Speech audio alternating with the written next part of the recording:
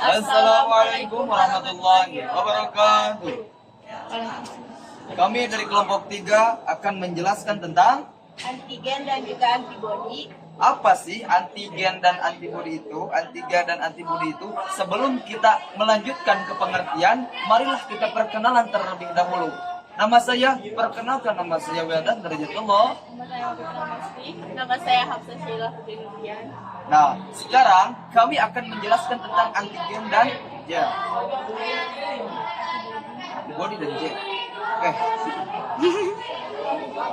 Antigen adalah segala bentuk molekul yang dianggap oleh tubuh sebagai benda asing. Ya, begitu. Lalu ada antibodi. Antibodi adalah protein yang menempel pada limfosit dan dapat mengenalkan antigen. Spesifik antigenik disebut juga imunoglobulin karena mengandung protein globulin.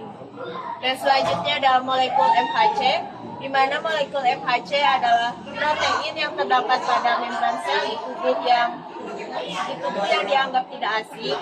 Suatu antigen yang tidak mengandung molekul MHC akan dianggap asing. Lalu ada reaksi antigen dan antibodi. Yang satu ada aglutinasi atau presintasi, penggumpalan antigen. Lalu yang kedua ada netralisasi atau detoksifikasi, penetralan toksin yang dihasilkan antigen. Lalu ada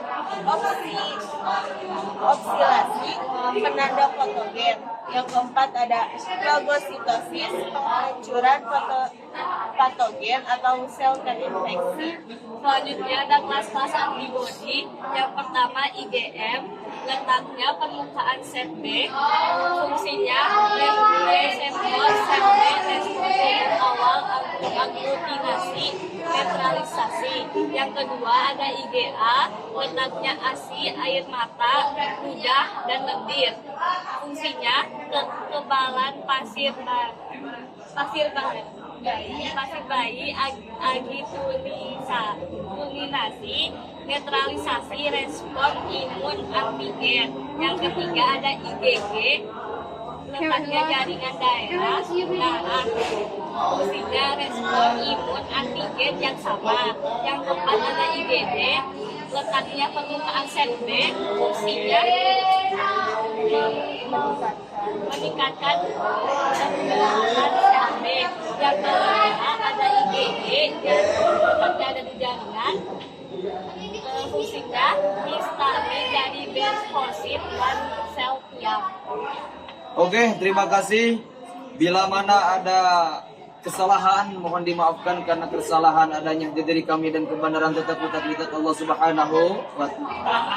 Sebelum kami menyampaikan ke akhir video, ada istilah yang mengatakan kalau kita tidak bisa berjuang dengan keras, maka berjuanglah. Dan undur makila wala tangdur mangkola. Lihatlah siapa yang berbicara, bukan lihatlah apa yang berbicara. Oke, sekian dari kami. Wassalamualaikum warahmatullahi wabarakatuh. Assalamualaikum warahmatullahi wabarakatuh. Kami dari kelompok Sol akan menjelaskan tentang kekebalan aktif dan pasif. Sebelumnya, izin memperkenalkan diri terlebih dahulu. Nama saya Lisi Ramli. Saya Aulia Khaira Gunawan. Saya Gilpan Sensera Rabani. Saya Aisyah Nugraha. Baik. Kekebalan aktif dan pasif. Kekebalan aktif adalah kekebalan yang dikembangkan oleh tubuh sendiri. Sementara itu, kekebalan pasif adalah kekebalan yang dibuat pada tubuh organisme lain. Nah, ini ada beberapa perbedaan dari kekebalan aktif dan pasif. Yang pertama, ingatan imunologis. Dan kalau misalnya kekebalan aktif, yaitu dapat mengingat, sementara kekebalan pasif tidak dapat mengingat. Selanjutnya, contoh alami. Yang kekebalan pasif yaitu antibodi yang dibentuk setelah infeksi. Sementara itu, kekebalan pasif, antibodi dari ibu saat dalam kandungan. Nah, yang terakhir yaitu contoh buatan. Kekebalan aktif yaitu vaksinasi atau imunisasi. Sementara itu, kekebalan pasif penyuntikan antibodi dari luar. Lalu yang selanjutnya adalah vaksinasi atau imunitas adalah pemberian vaksin yang disuntikan ke dalam tubuh. Vaksin adalah antigen yang telah lemah atau hilang patogenitasnya dan dapat merangsang ingatan imunologis dan antibodi secara alami. Lalu vaksin dibuat dari mikroorganisme yang dimatikan. Contohnya bakteri penyebab batu kerjan. Kedua, strain antigen yang dilemahkan. Contohnya virus rubella yang dilemahkan vaksin BCG atau BCG, vaksin Sabin. Ketiga, strain antigen yang hilang patogenitasnya karena diisolasi. Contohnya virus influenza. Keempat, fragmen antigen yang direkayasa genetik. Contohnya penyisipan gen virus hepatitis B ke dalam plasmid bakteri yang selanjutnya menghasilkan antigen. Kelima, vaksin antigen yang dimodifikasi. Contohnya vaksin difteri dan tetanus. Baik, mungkin itu saja yang dapat kami sampaikan. Sekian tanpa kekasih, sekian dan terima kasih. Wassalamualaikum warahmatullahi wabarakatuh. Assalamualaikum warahmatullahi wabarakatuh. Perkenalkan, kami dari kelompok Kedai. Nama saya Aja Retno. Nama saya Registan Nurjala. Nama saya Muhammad Abdul Fadil. Nama saya Tarisa Bagit Acila. Di sini kami akan mempresentasikan materi mengenai kekebalan yang diturunkan. Nah, untuk pengertiannya sendiri yaitu kekebalan yang ada sejak lahir dan melakukan respon imun non-spesifik dalam waktu cepat. Untuk komponen-komponennya itu terdiri dari 1. Kulit, fisik dan mekanik, tersusun atas keratin yang sulit ditembus antigen. Yang kedua, membran mukosa kimiawi menghasilkan enzim lisozim yang mengkalisis penghancuran antigen yang masuk ke tubuh.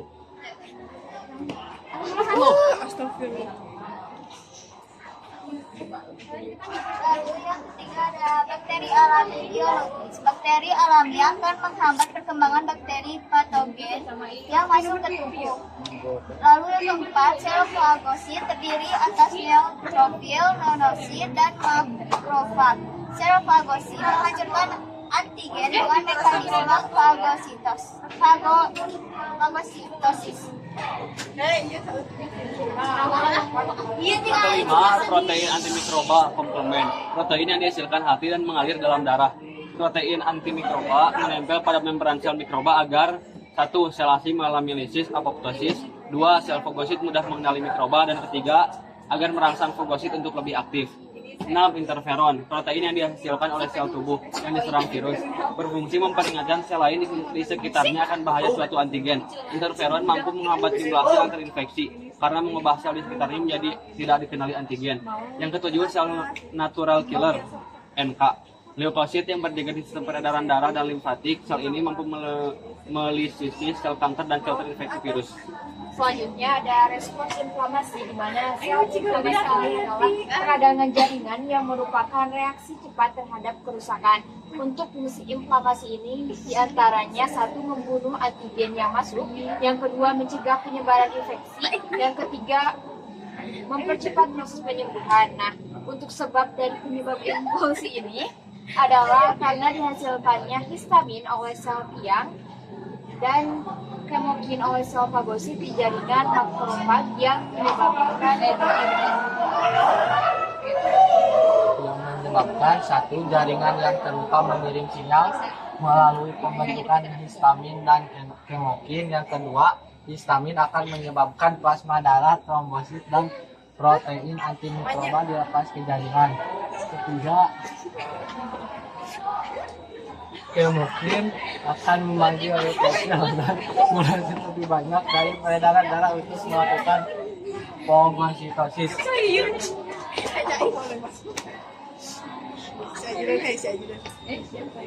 Mungkin sekian dari kami. Mohon maaf apabila terdapat banyak kekurangan. Wassalamualaikum Warahmatullahi wabarakatuh. Assalamualaikum warahmatullahi wabarakatuh. Di sini kami dari kelompok atau immunity acquired.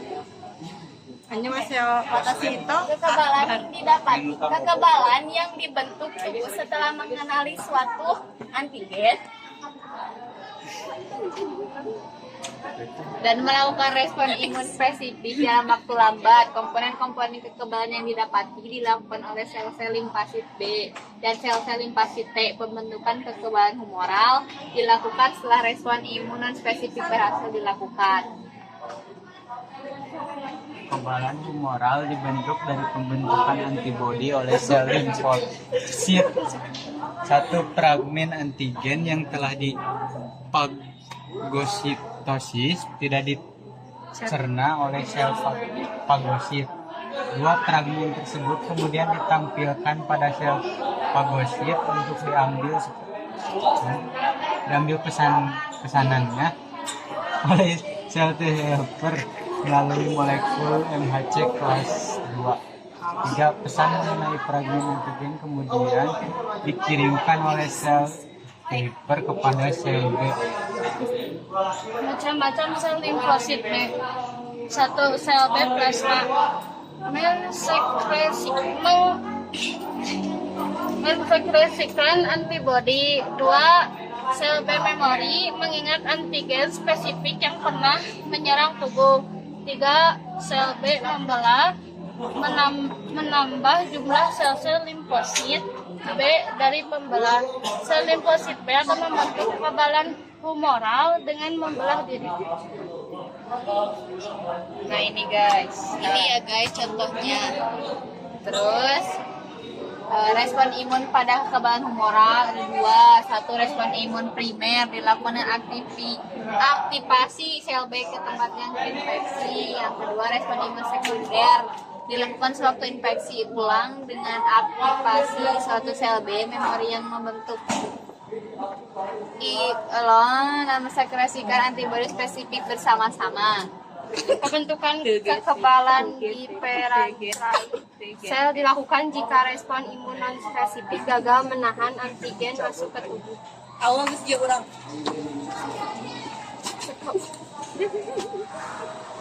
Kekebalan hiperaktif sel dibentuk dari mekanisme penghancur antigen oleh sel limfosit T. Antigen yang lolos dari sel fagosit akan difagositosis oleh sel tubuh. 2. Fragmen yang telah difagositosis tidak dicerna oleh sel tubuh. 3. Fragmen tersebut kemudian ditampilkan pada sel tubuh untuk diambil pesannya oleh sel T sitotoksin melalui molekul MHC kelas 1. Macam-macam sel limfosit T ada 4. Yang pertama sel T memori, yang kedua sel T helper, yang ketiga sel killer atau sitotoksik, yang keempat sel T suppresor.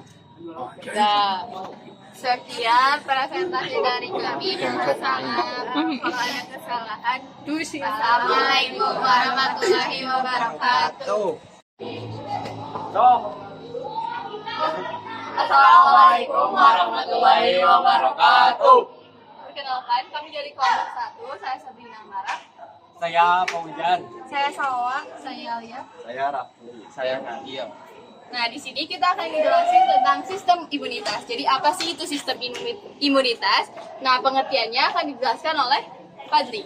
Sistem imunitas adalah sistem yang membentuk kekebalan tubuh dengan menolak berbagai benda asing yang masuk ke tubuh. Selanjutnya, siapa lagi?